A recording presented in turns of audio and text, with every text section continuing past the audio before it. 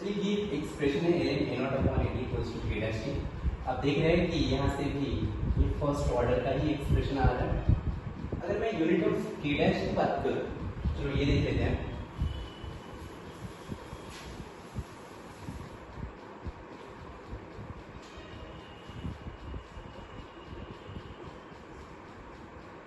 Unit of k dash आपको समझ में आ रहा होगा यार कि k dash equals to k into b है, राइट।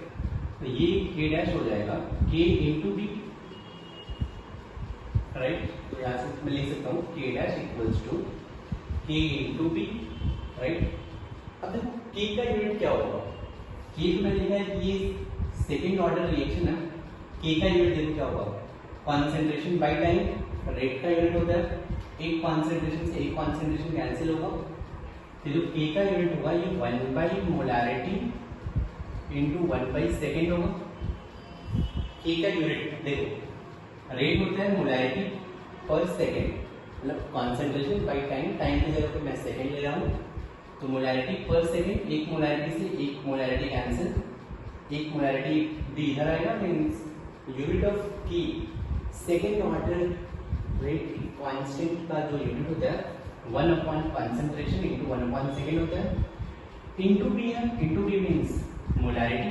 देखो मोलारिटी से मोलारिटी कैंसिल, मीन्स जो k डैश का यूनिट होगा 1 अपॉन सेकेंड, या फिर मैं बोल सकता हूँ टाइम इनवर्स होगा।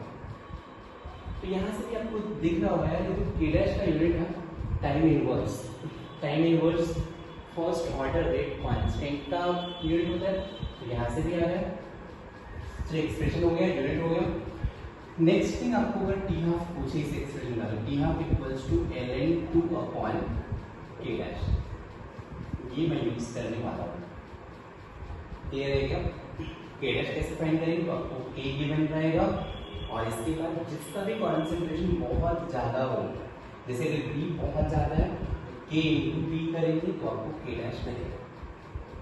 क्लियर है? सिर्फ भी कुछ इंपॉर्टेंट एग्जांपल है, तो आप adding some example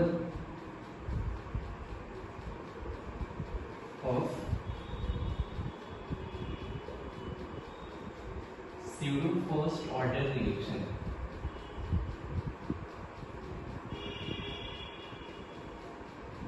some example of pseudo first order reaction। मैं फिर से बोलूँ, यहाँ पे दो एग्जांपल है, आपको ये लर्न करने हैं, याद रखना है, क्योंकि ये एग्जांपल एनसीईआरटी में भी है। आप इनको याद रखें। फर्स्ट जो एग्जांपल ये pseudo first order reaction का है, एग्जांपल एसिडिक हाइड्रोलिसिस ऑफ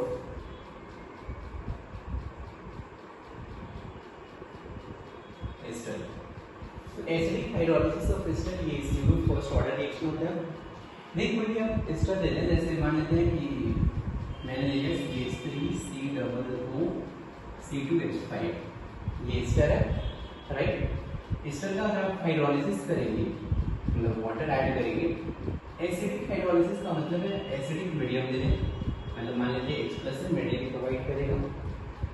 यहाँ से देखेंगे CH3COO C2H5 प्लस वाटर मिलकर फॉर्म हो जाएगा CH3COOH प्लस C2H5OH। क्लियर है क्या? अब यहाँ से देखिए, यहाँ पे जो होता है रेट जो होता है, ये rate is directly proportional to, यहाँ पे दो रिएक्टेंट देता है, लेकिन directly proportional to CH3COO C2H5 होता है। यहाँ पे वाटर एक्सेस अमाउंट में है, तो क्या होता है कि वाटर का concentration almost through out the reaction constant रहेगा। तो अगर through out the reaction water का कॉन्सेंट्रेशन कांस्टेंट है, तो वाटर के कॉन्सेंट्रेशन पे रेट डिपेंड नहीं करेगा। क्लियर? तो आप लिख ले बस अगेन कि here H2O is, here water is in excess amount, here water is in excess amount, here water is in excess amount, therefore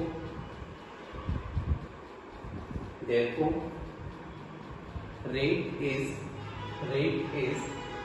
independent on concentration of water। ये हो गया। सेकेंड आपको एग्जाम्पल याद रखना है,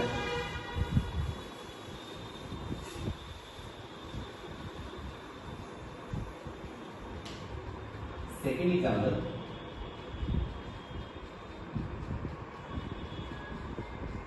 एसिडिक हाइड्रोलिसिस ऑफ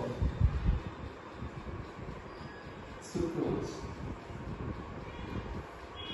सुक्रोज होता है C12H22O11। अगर आप इसका हाइड्रोलिसिस करेंगे एसिडिक मीडियम में तो आपको मिलने वाला C6H12O6 plus C6H12O6, sucrose and fructose ये मिलते हैं। यहाँ भी आप देखेंगे कि रेट है, rate is proportional to concentration of C12H22O11 ही होता है। मीन्स यहाँ पे भी रेट वाटर के कॉन्सेंट्रेशन पर डिपेंड नहीं करता है। क्यों नहीं करता है? बिकॉज यहाँ भी वाटर एक्सेस अमाउंट में होता है। ये दो स्टैंडर्ड एग्जांपल है, फिर से बोलो याद रखें आप, बहुत इंपॉर्टेंट है।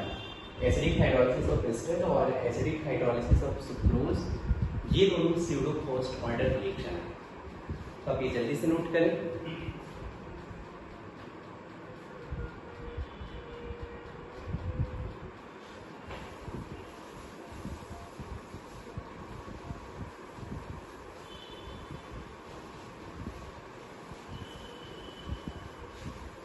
चलिए न्यूमेरिकल लिखते हैं, एक प्रॉब्लम लिखा।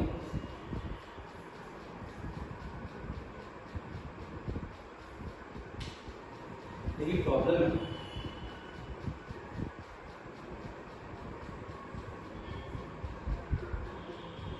A+B कन्वर्टिंग इनटू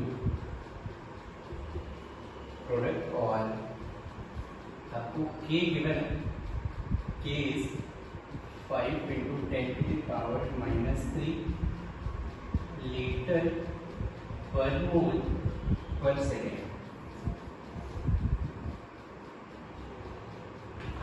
लिखिए कि calculate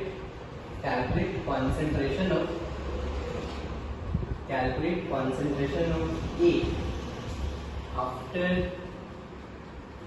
100 second। Calculate concentration of A after 100 second if concentration of A is 0.1 molarity and concentration of B is 6 molarity। Also find T half। A+B converting into product है, K given है 5 into 10 to the power -3 litre per mole per second। Calculate concentration of A after 100 second if concentration of A is 0.1 molarity and B is 6 molarity। Also find T half। अब एक चीज देखेंगे कि A का concentration 0.1 है और B का concentration 6 है, मतलब वो ऑलमोस्ट 60 टाइम्स है, इनसे बहुत ज़्यादा है।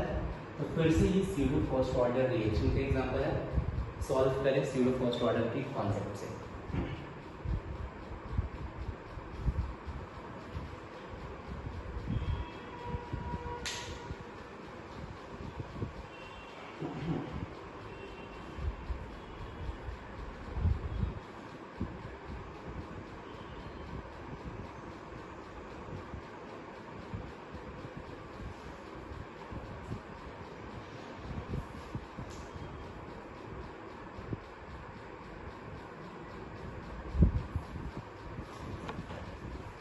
चलिए अपन इसका सॉल्यूशन देखें।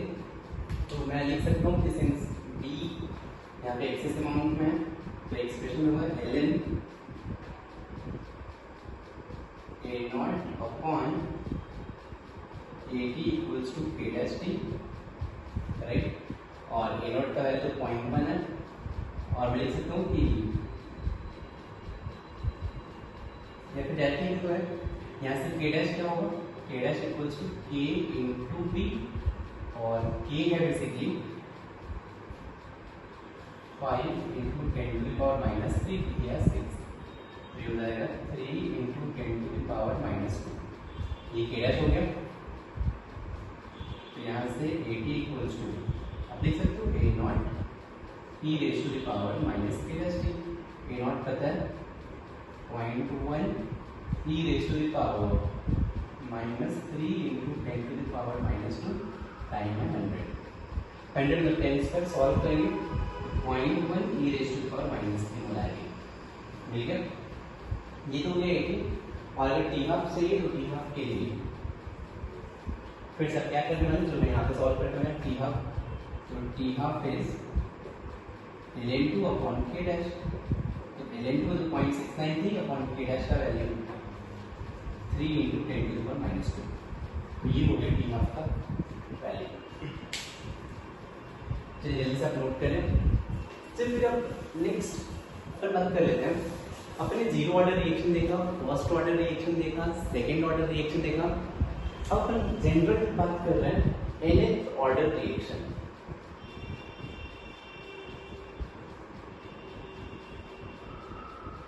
nth ऑर्डर में कोई भी ऑर्डर दे दें, इनफैक्ट अगर फ्रैक्शन में भी हो तो भी चलेगा, 0.5 1.5 2 2.5 3 4 5 कुछ भी दे दे, तो कैसे सॉल्व करेंगे ये ट्राई करते हैं। जी मान लेता हूँ कि कोई रिएक्शन है A कन्वर्टिंग इनटू प्रोडक्ट, ये गिवन है आपको और इस रिएक्शन का ऑर्डर गिवन है, ऑर्डर इज n, ये आपको गिवन है। तो आप क्या लिख सकते हैं यहाँ से, या कि रेट इक्वल्स टू, या रेट इज प्रोपोर्शनल टू पहले तो concentration of A raise to the power n, अगर ऑर्डर n है तो rate is proportional to A raise to the power n। अब चलो मैं रेट लिख सकता हूँ, रेट ऑफ डिसअपियरेंस ऑफ लिख देता हूँ, तो minus BA by dt equals to KA A raise to the power n। बहुत सारे लोगों ने लास्ट क्लास में कंफ्यूज हो गए थे, मैंने K लिख दिया था, तो ये ऑलवेज यहाँ पे K ही रहेगा। अगर मैं यहाँ पे माइनस BA बाई dt लिख रहा हूँ तो यहाँ पे KA ही होगा, राइट। फिर से इसको इंटीग्रेट करना पड़ेगा, एक काम करते हैं, इसको माइनस BA A वाले टर्म एक साइड आते हैं upon A raise to the power n equals to K into dt, integrate करते हैं t इक्वल टू 0 से t इक्वल टू 0 पे मान लेते हैं कॉन्सेंट्रेशन A नॉट है, टाइम t पे कॉन्सेंट्रेशन A t है, क्लियर है। तो 1 upon A raise to the power n का इंटीग्रेशन कर सकते हैं, मतलब आपको पता होना चाहिए कि x raise to the power minus n का इंटीग्रेशन होता है x raise to the power minus n plus 1 upon 1 minus n, ये हो जाएगा।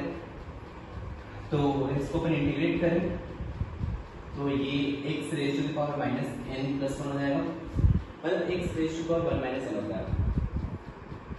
तो अगर इसको इंटीग्रेट किया तो ये बनेगा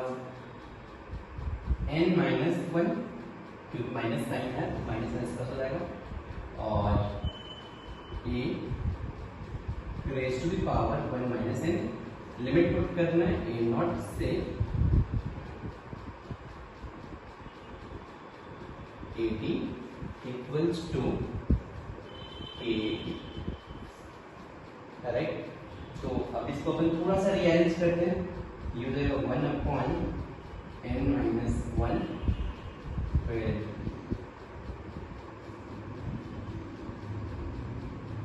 ये हो जाएगा a 1 माइनस n है पावर पे नीचे जाएगा, तो मैं लिख सकता हूँ 1 अपॉन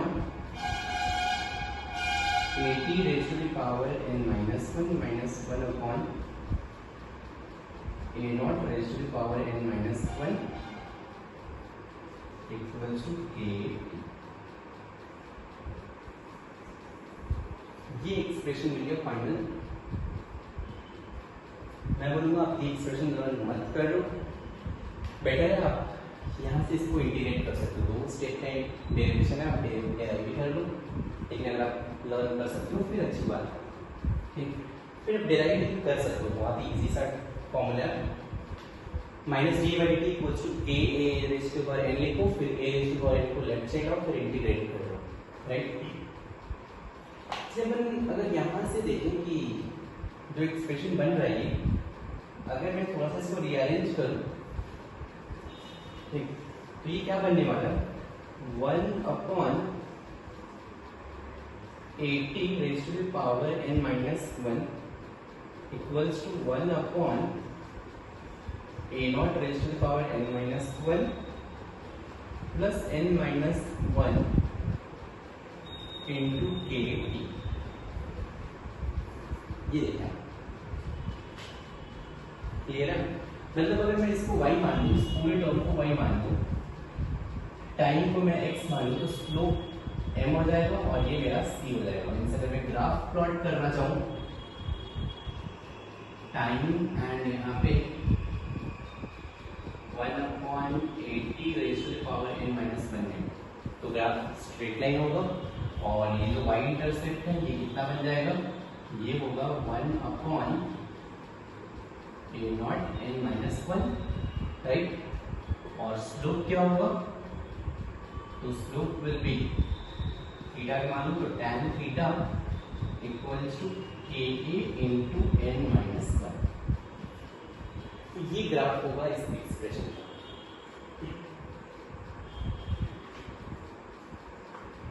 जल्दी से आप नोट कर लें।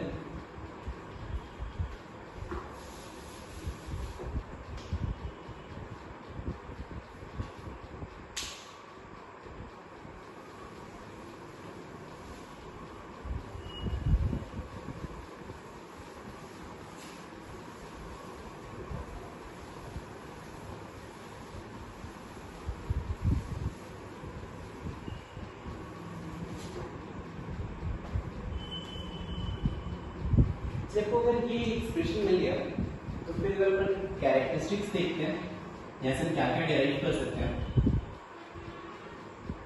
कैरेक्टरिस्टिक्स, सबसे पहला पॉइंट यूनिट ऑफ के क्या होगा।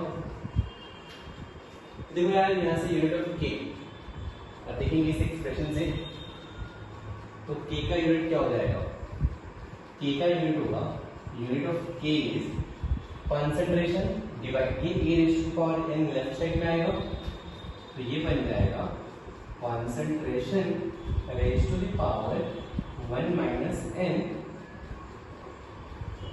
Time inverse. नहीं समझना है, फिर से देखिए k का यूनिट होगा, ये कंसंट्रेशन है divided by concentration raise to the power n, concentration divided by a raise to the power n नीचे आएगा तो concentration divided by concentration raise to the power n, ये हो जाएगा concentration raise to the power 1 minus n divided by time. मैं लिख सकता हूँ ये हो जाएगा molarity raise to the power 1 minus n और सेकेंड इनवर्स। ये तो k का यूनिट हो गया। सेकेंड पॉइंट कंप्लीशन टाइम,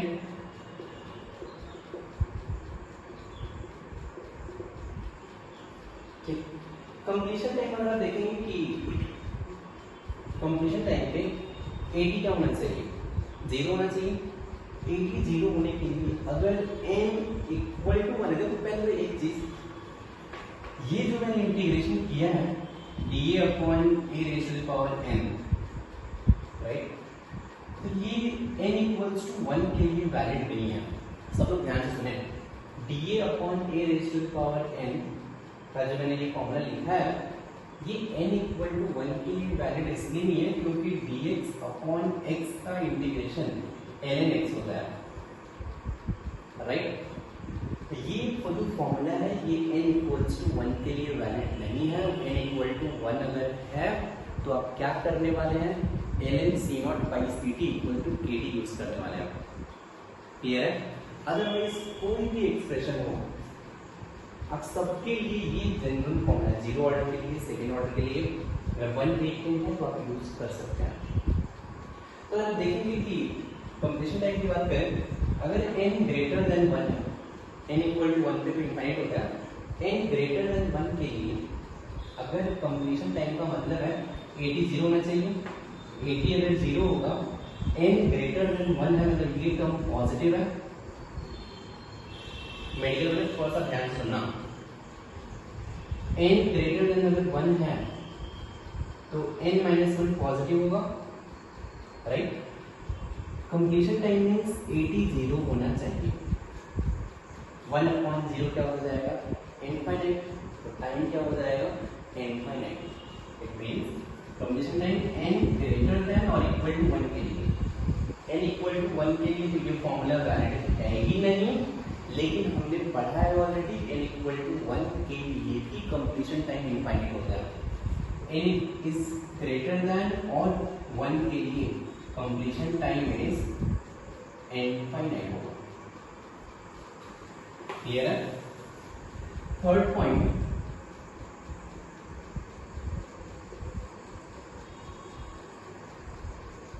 अपन हाफ लाइफ के बारे में बात कर लेते हैं। देखो हाफ लाइफ में 50% रिएक्शन कंप्लीट हो जाएगा। 80 क्या होना चाहिए, a0/2 होना चाहिए। तो मैं लिख सकता हूँ कि at t equals to t half, 80 should be equal to a0/2। ये कंडीशन होना चाहिए। ये कंडीशन आप यहाँ पे पुट करो तो आपको मिलने वाला है 1/n-1, 1/80 के प्लेस पे a0/2 पुट करो, a0 raised to the power n-1 by 2 raised to the power n-2 बस हो जाएगा 2 raised to the power n-1 minus 1/a0 raised to the power n-1 equals to k/t half, right. तो अगर मैं यहाँ से इसको थोड़ा और सिंप्लीफाई करूँ तो t half equals to 1/ka into n-1, k को मैं इधर लाया, ऊपर भी क्या बचेगा 2 raised to the power n-1 minus 1/a0 raised to the power n-1। ये t half का जनरल फॉर्मूला हो गया। ये फॉर्मूला वैसे आप सबके लिए यूज करने वाले हैं एक्सेप्ट फर्स्ट ऑर्डर रिएक्शन, क्योंकि फर्स्ट ऑर्डर रिएक्शन के लिए ये एक्सप्रेशन ही वैलिड नहीं है। क्लियर है क्या? ठीक है, हम यहाँ से देखो अब तो एग्जैक्ट फॉर्मूला को लर्न नहीं करना है, आपको क्या करना है कि यहाँ से एक चीज जनरलाइज कर सकते हो, टी हाफ इज देखो ऐसे proportional to inversely proportional to a0 raise to the power n-1 है। मींस मैं लिख सकता हूँ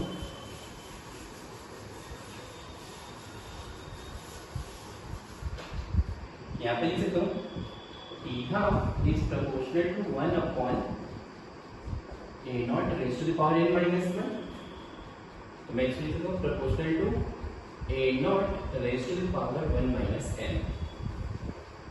ये सेम चीज मैंने कंक्लूड किया था लास्ट क्लास में, याद है? तो जीरो ऑर्डर के लिए, फर्स्ट ऑर्डर के लिए, सेकंड ऑर्डर के लिए, nth ऑर्डर के लिए मैंने बोला था t half is proportional to a0 raised to the power 1 - n।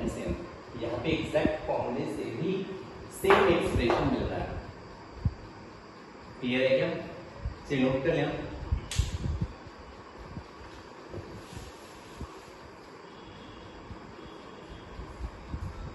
ये चलो मैं डिलीट कर देता हूँ।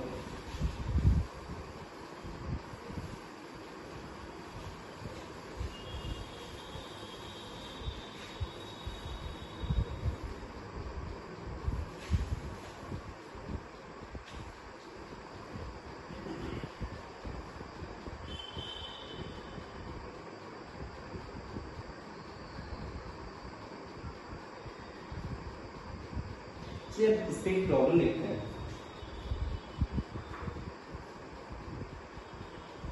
अभी जल्दी से नोट करो, अपनी वीडियो पॉज करो, पॉज करने के बाद नोट कर लो, फिर एक प्रॉब्लम लिखो। क्वेश्चन है find rate constant and initial concentration. Graph दिया टाइम एंड 1/80 क्यूब में।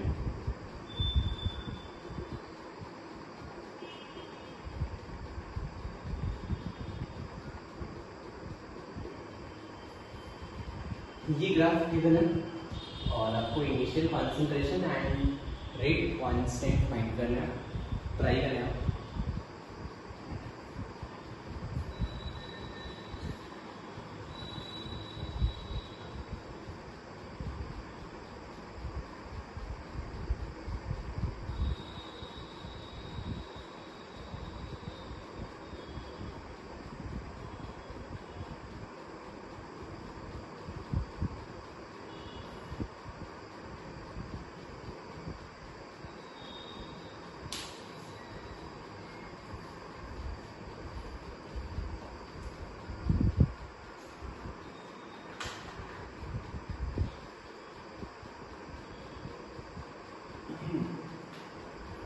वीडियो पॉज करके अपनी प्रॉब्लम अटेम्प्ट करें, फिर हम सॉल्यूशन देंगे।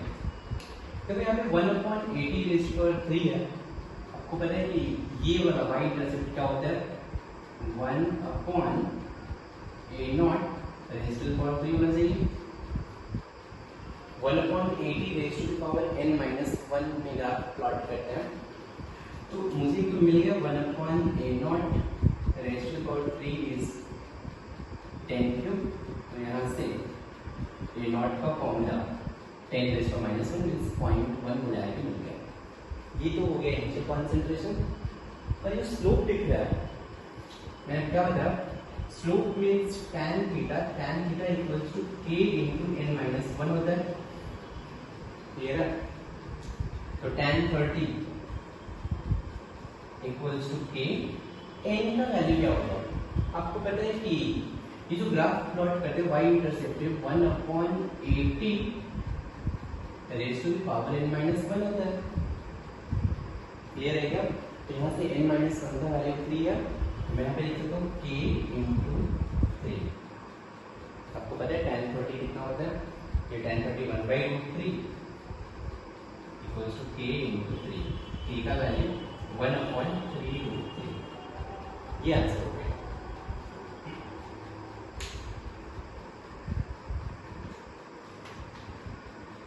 जल्दी से नोट करें। तो ये तो हो गया nth ऑर्डर रिएक्शन की बात हमने कर ली। तो देखो हमने zero order reaction, first order reaction, second order reaction, zero first order reaction और लास्ट में हमने general case nth order reaction discuss कर लिया। nth ऑर्डर का जो फॉर्मूला है ये आप सबके लिए यूज कर सकते हो एक्सेप्ट फर्स्ट ऑर्डर रिएक्शन के लिए। क्यों नहीं कर सकते, बिकॉज 1/a का इंटीग्रेशन ln a होता है। हमने यहाँ पे a raise to the power -n+1 लिखा था, वो फॉर्मूला वैलिड नहीं है, इसीलिए फर्स्ट ऑर्डर के लिए आप यूज नहीं करने वाले हो जनरली। फर्स्ट ऑर्डर के लिए आप एक्सप्रेशन से फाइंड करें, अदरवाइज कोई भी ऑर्डर ऑफ रिएक्शन दे आप ये फॉर्मूला यूज कर सकते हैं, क्लियर है क्या। तो ये था हमारा बेसिक पार्ट इस चैप्टर का कि आपको ऑर्डर ऑफ रिएक्शन दिया है तो आप किसी भी टाइम पे कॉन्सेंट्रेशन फाइंड कर सकते हैं, क्लियर है। अब अपन सेकेंड पार्ट पे आते हैं इस चैप्टर में।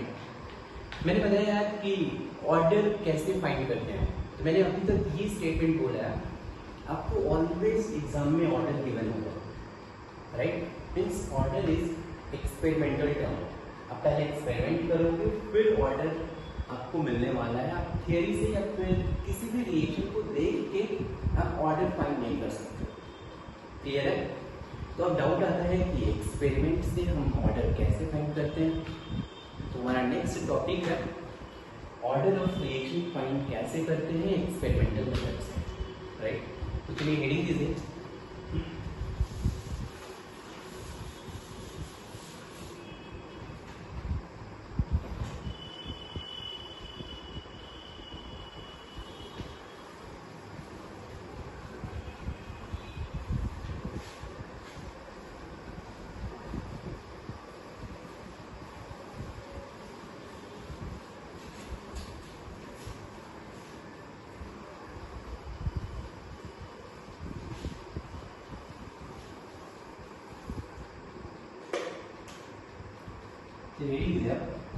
Experimental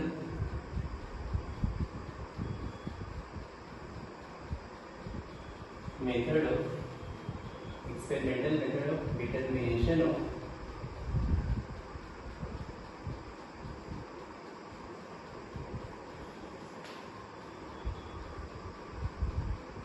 order of reaction. Experimental method of determination of order of reaction means किसी भी रिएक्शन का ऑर्डर कैसे फाइंड करते हैं एक्सपेरिमेंट से, ये हम सीखने जा रहे हैं, ठीक। मैं आपको भी कुछ मेथड्स बताने वाला हूँ, 1 by 1 करके सारे मेथड देखने वाले हैं। चलिए फर्स्ट मेथड है इनिशियल रेट लॉ मेथड।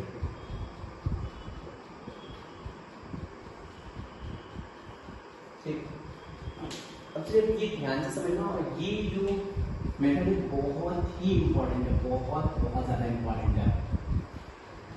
मतलब कि कॉम्पिटिटिव एग्जाम में इस टॉपिक से अगर आप देखेंगे अपना प्रीवियस ईयर क्वेश्चन जेईई और नीट दोनों में ही मतलब ऑलमोस्ट 5 to 6 क्वेश्चन सिर्फ इस मेथड से सिंगल मेथड से पूछे गए हैं। ठीक, तो ये बहुत ही इंपॉर्टेंट है, थोड़ा ध्यान से देखना और ये बहुत ही सिंपल सा मेथड है। तो करते गए पहले मैं आपको जनरल एक रिएक्शन ले लेता हूँ। जैसे मान लीजिए कोई रिएक्शन है A plus B plus C converting into product. ठीक, ये रिएक्शन है और मुझे क्या करना है, A के रिस्पेक्ट में ऑर्डर फाइंड करना है, B के रिस्पेक्ट में ऑर्डर फाइंड करना है और C के रिस्पेक्ट में ऑर्डर फाइंड करना है। ये हमारा गोल है। जैसे मैं A के रिस्पेक्ट में, B के रिस्पेक्ट में और C के रिस्पेक्ट में ऑर्डर फाइंड कर लूँगा तो फिर मुझे ऑर्डर ऑफ रिएक्शन मिल जाएगा। बिकॉज मैं A, B, C का अगर मैं ऑर्डर ऐड कर दूंगा तो मुझे ऑर्डर ऑफ रिएक्शन मिलेगा। क्लियर है इतना? अब क्या करेंगे हम, एक्सपेरिमेंट में क्या करने वाले हैं, मैं A, B और C को रिएक्ट करूंगा, प्रोडक्ट फॉर्म होगा। पहला एक्सपेरिमेंट करेंगे, एक्सपेरिमेंट नंबर 1।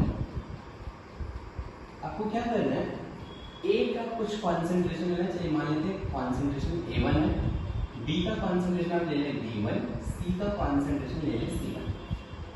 देखो ये आपके हाथ में है, क्या करना है, जस्ट एक कंटेनर में मान लो कि मैंने 2 मोल्स A का ऐड किया, 2 मोल्स A का ऐड किया 1 लीटर का कंटेनर है।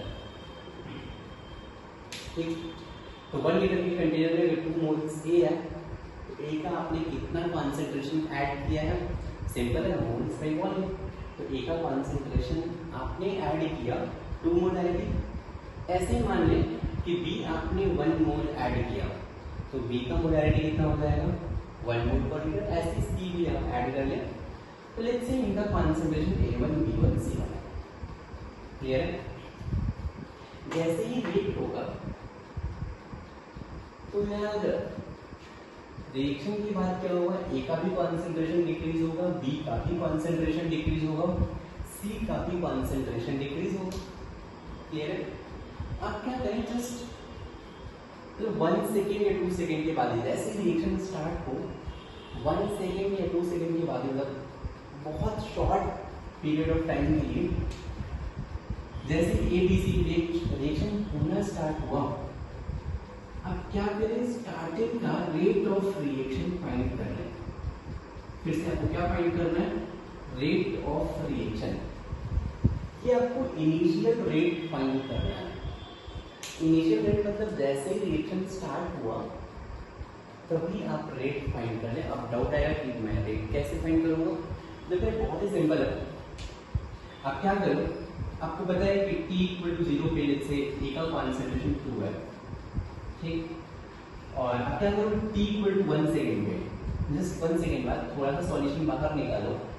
सॉल्यूशन बाहर निकालने के बाद थोड़ा सा सॉल्यूशन यहाँ से बाहर निकालो, एक कंटेनर में रखो और आप इसको मान लो इसमें A है, B भी होगा, C भी होगा, आप इसमें इसको टाइट्रेट कर दो।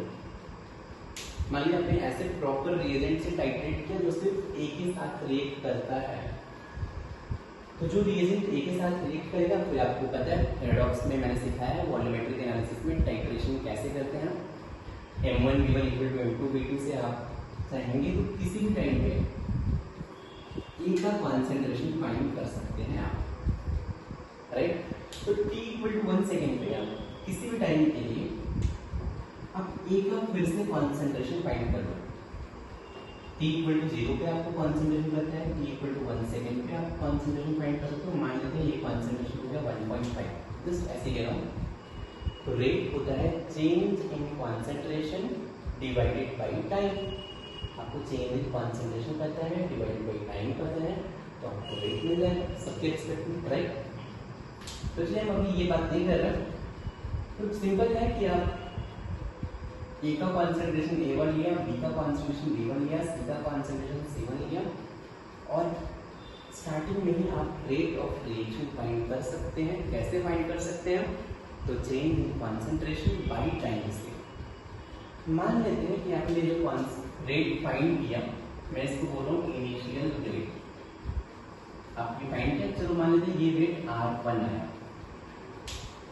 एक्सपेरिमेंट 1 में आपको A1 पता है, B1 पता है, C1 पता है, आपको इनिशियल रेट फाइंड करनी है R1। क्लियर है? अब आपको क्या करना है, आपको नेक्स्ट एक्सपेरिमेंट करना है, मतलब एक्सपेरिमेंट नंबर 2। एक्सपेरिमेंट नंबर 2 क्या करना है,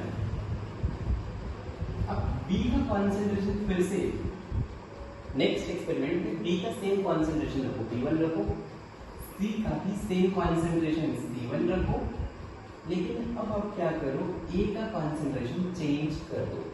लेट्स से A का कॉन्सेंट्रेशन मैंने चेंज कर दिया A2।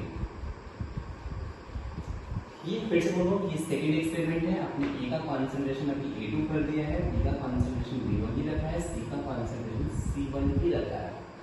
फिर से आप रेट फाइंड करो, change in concentration by time से। इनिशियल रेट मैंने ऑब्जर्व किया कि R2 आ रहा है, तो आपको क्या करना है, इसमें नेक्स्ट एक्सपेरिमेंट करो, एक्सपेरिमेंट 3। अब क्या करो, आप B का कॉन्सेंट्रेशन चेंज करो, A और C का कॉन्सेंट्रेशन सेम रखो। मीन्स इसका कॉन्सेंट्रेशन A1 ही रखेंगे, इसका कॉन्सेंट्रेशन मान लो मैंने B2 कर दिया, इसका कॉन्सेंट्रेशन C1 ही रखेंगे। तो फिर से आप इनिशियल रेट फाइंड करो, मान लेते हैं ये रेट हो गया R3। क्लियर है? अब चलिए पर नेक्स्ट एक्सपेरिमेंट करते हैं, एक्सपेरिमेंट नंबर 4। अब क्या करना है, शायद आप समझ गए होंगे, A और B का कॉन्सेंट्रेशन सेम रखो, C का कॉन्सेंट्रेशन चेंज करना है। मान लेते चलो ये हुआ A1, B1 सेम रखा, C का कॉन्सेंट्रेशन मैंने C2 कर दिया।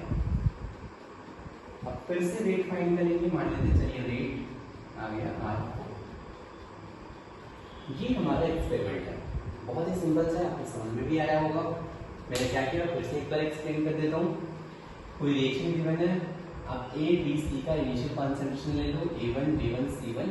आपको इनिशियल रेट फाइंड करना है, change in concentration by time से। फिर आप वन रिएक्टेंट A का कॉन्सेंट्रेशन चेंज करो, रिमेनिंग का आप सेम रखो, फिर इनिशियल रेट फाइंड करो। नेक्स्ट एक्सपेरिमेंट में दूसरे रिएजेंट का कॉन्सेंट्रेशन चेंज करो, बाकी सबका सेम रखो, फिर से इनिशियल रेट फाइंड करो। नेक्स्ट एक्सपेरिमेंट में थर्ड रिएक्टेंट का मैंने कॉन्सेंट्रेशन चेंज किया, बाकी सबका सेम रखा। क्लियर है? अब मैंने फिर से इनिशियल रेट फाइंड कर लिया। ये था हमारा एक्सपेरिमेंट। अब यहाँ से मुझे ऑर्डर कैसे मिलेगा, देखो बहुत ही सिंपल है। चलो मैं सॉल्व करने से पहले मान लेता हूँ कि let order with respect to A is X। A के रिस्पेक्ट में मान लेते हैं ऑर्डर ऑफ रिएक्शन X है, and order with respect to B is Y मान लेते हैं, and order with respect to C is Z मान लेते हैं। अब देखेंगे इतने सारे डेटा में A1, B1, C1, A2, B2, C2, R1, R2, R3, R4, XYZ में आपको अननोन क्या है, सिर्फ X, Y, Z अननोन है, बाकी सारे टर्म नोन है। राइट? अब मैं क्या लिख सकता हूँ, अगर मुझे पता है कि फर्स्ट एक्सपेरिमेंट में रेट R1 है, मैं लिख सकता हूँ R1 equals to rate constant K। A के रिस्पेक्ट में ऑर्डर X है, तो concentration of A means A1 raise to the power X, B1 raise to the power Y, C1 raise to the power Z। नहीं समझ में आया? फिर से देखा, आपको पता है कि rate is proportional to concentration raise to the power होता है, तो rate equals to rate constant. ये रेट कांस्टेंट ऑफ रिएक्शन है, तो rate constant of reaction into concentration of A raise to the power X into concentration of B raise to the power Y, concentration of C raise to the power Z। Right? अब देखिए फिर से second expression के लिए लिख सकता हूँ R2 equals to K। A का कॉन्सेंट्रेशन A2 हो गया, A2 raise to the power X, B1 raise to the power Y, C1 raise to the power Z। Third experiment के लिए मैं लिख सकता हूँ यहाँ से R3 equals to K A1 raise to the power X B2 raise to the power Y C1 raise to the power Z। Similarly R4 क्या हो जाएगा, तो ये हो जाएगा K A1 raise to the power X B1 raise to the power Y C2 raise to the power Z। इसको expression 1, इसको expression 2 मान लेते हैं, इसको एक्सप्रेशन 3 एंड इसको मान लेते हैं एक्सप्रेशन नंबर 4। इतना समझ में आया? बहुत ही सिंपल सा एक्सप्रेशन है। आपको सिर्फ यहाँ पे x y z अननोन है और आपके पास k भी अननोन है, 4 अननोन 4 एक्सप्रेशन है। क्या करना है, आप 1/2 कर r1 by r2, अगर डिवाइड करोगे तो b1 y c1 raise power z cancel हो जाएगा, क्या बचेगा a1 upon a2 raise to the power x। Clear है? आपको R1 पता है, R2 पता है, A1 पता है, A2 पता है, क्या अननोन है, सिर्फ x अननोन है, x का वैल्यू मिलेगा। सिमिलरली आप एक काम करें, R1 by R3 करें आप, R1 by R3 से क्या मिलेगा, B1 by B2 raise to the power y। यहाँ भी सिर्फ अननोन y है, आपको y मिलेगा। Next R1 upon R4 C1 upon C2 raise to the power z। Third expression में भी R1 पता है, R4 पता है, C1 C2 भी नोन है, अननोन सिर्फ क्या है, Z है। आपको 3 इक्वेशन से x y z मिलेंगे। x y z मिलने के बाद जैसे x कैसे मिलेगा, R1 R2 A1 A2 पता है, वैल्यू पुट करोगे x मिल जाएगा। x y z मिल गया तो आप किसी भी एक्सप्रेशन में, जैसे मान लीजिए कि आप फर्स्ट एक्सप्रेशन में वैल्यू पुट कर दो, R1 equals to K A1 raise to the power X B1 raise to the power Y C1 raise to power Z। R1 पता है, A1 पता है, B1 पता है, C1 पता है, X Y Z भी पता है। आपको अननोन सिर्फ क्या है, K अननोन है, तो आपको यहाँ से K भी मिल जाएगा। क्लियर है क्या? तो ये है इनिशियल रेट का मेथड, बहुत ही सिंपल है और बहुत ही इंपॉर्टेंट है, राइट? जल्दी से आप नोट करें।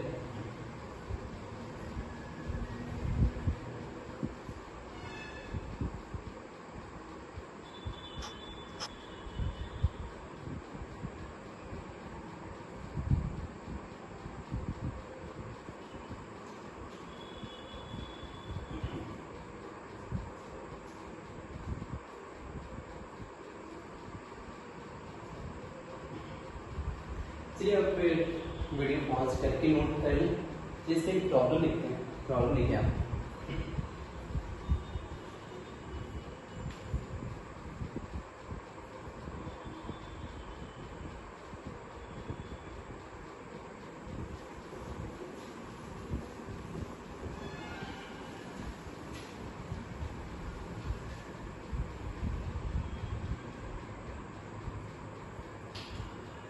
रिएक्शन है A plus B converting into product, और आपको दिया है A0 B0 और इनिशियल रेट का वैल्यू दिया है, A0 दिया है 0.02, B0 है 0.02, 0.01, 0.02, third experiment 0.02, 0.04, 2.08 into 10 to the power -3, 0.04 into 10 to the power -3, to 4.16 into 10 to the power -3. Find order with respect to A and B. ये आपको प्रॉब्लम है।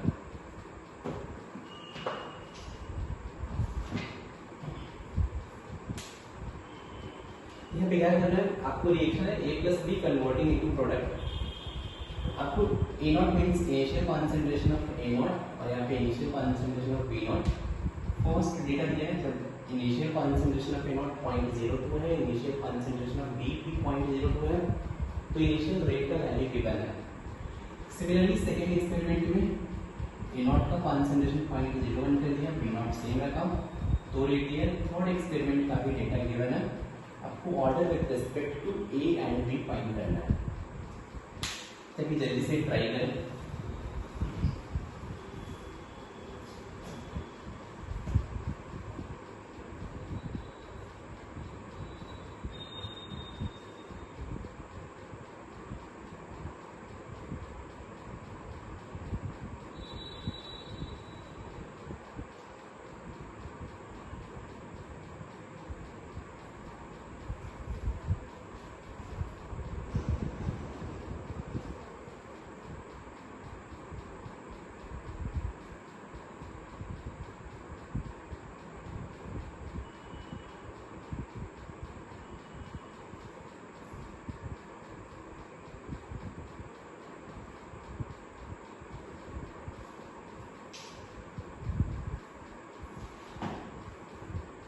चाहे तो वीडियो पॉज करके आप नोट कर सॉल्व कर सकते हो, फिर बाद में सॉल्यूशन देखें।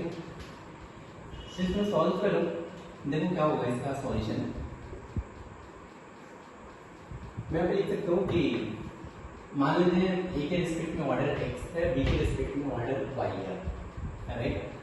तो फर्स्ट लिख सकता हूँ मैं कि 2.08 R1 is 2.08 into 10 to the power minus 3 equals to k into 0.02 raised to the power x 0.02 raised to the power y। ये पॉइंट समझ में आया। Rate equals to k a raised to the power x into b raised to the power y। Second expression क्या बनेगा, rate 1.04 into 10 to the power minus 3 equals to rate constant k into 0.01 raised to the power x into 0.02 raised to the power y। ये हो गया second expression. Third expression होगा 4.16 into 10 to the power minus 3 equals to k 0.02 raised to the power x into 0.04 raised to the power y। ये है expression number 1, 2 and ये है expression number 2, right. तो अगर मैं एक्सप्रेशन नंबर 1 और 2 को डिवाइड करूंगा, देखो क्या मिलेगा।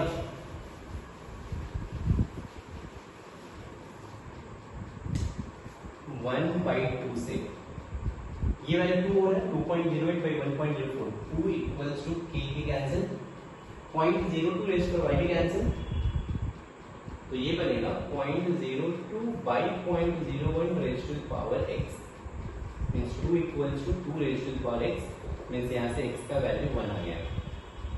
सिमिलरली अब 1 डिवाइडेड बाई 3 कर दो तो क्या मिलेगा, 2.08 by 4.16, 1/2 equals to 0.02 by 0.04 raised to the power y means 1/2 equals to 1/2 raised to the power y। यहाँ से y equals to 1, यहाँ भी x भी 1 और y भी 1 होगा। तो order with respect to a is 1 and order with respect to b is 1। देखो एग्जाम में हम डायरेक्ट अगर ऑब्जेक्टिव आया तो हम कैसे सॉल्व करने वाले हैं। अब क्या कर देखो, रेट होता है proportional to concentration of A raise to the power x b raise to the power y। मेरा को क्लिक कर रहा है तो आप देखो क्या करना है,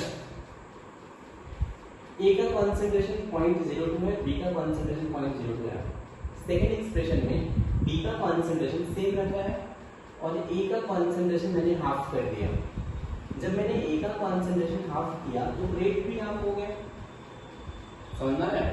बी का कंसंट्रेशन मैंने सेम रखा, अगर ए का कंसंट्रेशन हाफ किया तो रेट भी हाफ हो गया। It means rate is proportional to concentration of A, means rate A की कंसंट्रेशन के डायरेक्टली प्रोपोर्शनल है। ए का कंसंट्रेशन डबल करेंगे तो रेट डबल होगा। 1 2 देखते हैं, ए का कंसंट्रेशन तो सेम है, बी का कंसंट्रेशन डबल किया, रेट भी क्या हो गया, डबल हो गया। तो अगर आप बी का कंसंट्रेशन डबल कर रहे हो, रेट भी डबल हो रहा है, means rate is directly proportional to B. लेकिन कुछ ऐसा होता है कि आप बी का कंसंट्रेशन 2 टाइम्स इंक्रीज कर रहे हो और रेट 4 टाइम्स इंक्रीज हो रहा है। इसका मतलब क्या हुआ कि rate is directly proportional to concentration of B square. Rate अपनी कंसंट्रेशन डबल किया, रेट 8 टाइम्स हो गया, तो भी क्या बोलेंगे आप कि rate is proportional to b raise to the power 3। Clear? तो आपको ऐसे क्लिक होगा। अगर आपको नहीं क्लिक हो रहा है तो फिर आप ऐसे मेथड से सॉल्व करो। लेकिन फिर भी अगर आप एक दो प्रॉब्लम प्रैक्टिस करेंगे आपको जैसे ऐसे होने लगा कि देखो डेटा, देखो कि एक का कॉन्सेंट्रेशन डबल किया, एक का कॉन्स्टेंट रखा, डबल करने से रेट भी डबल होता है। मींस पावर क्या होना चाहिए? 1 होना चाहिए, डायरेक्टली प्रोपोर्शनल।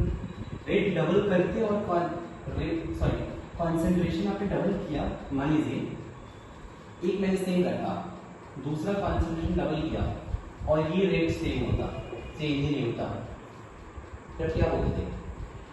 एक का कॉन्सेंट्रेशन डबल किया फिर भी रेट सेम है, मींस रेट ए के कॉन्सेंट्रेशन पे डिपेंड नहीं करेगा, means rate is proportional to concentration of A raise to power 0। Clear है क्या? अपन ऐसे डायरेक्टली कर सकते हैं सवाल। क्लियर? चलिए और भी मेथड है वो हम नेक्स्ट क्लास में डिस्कस करेंगे। Thank you.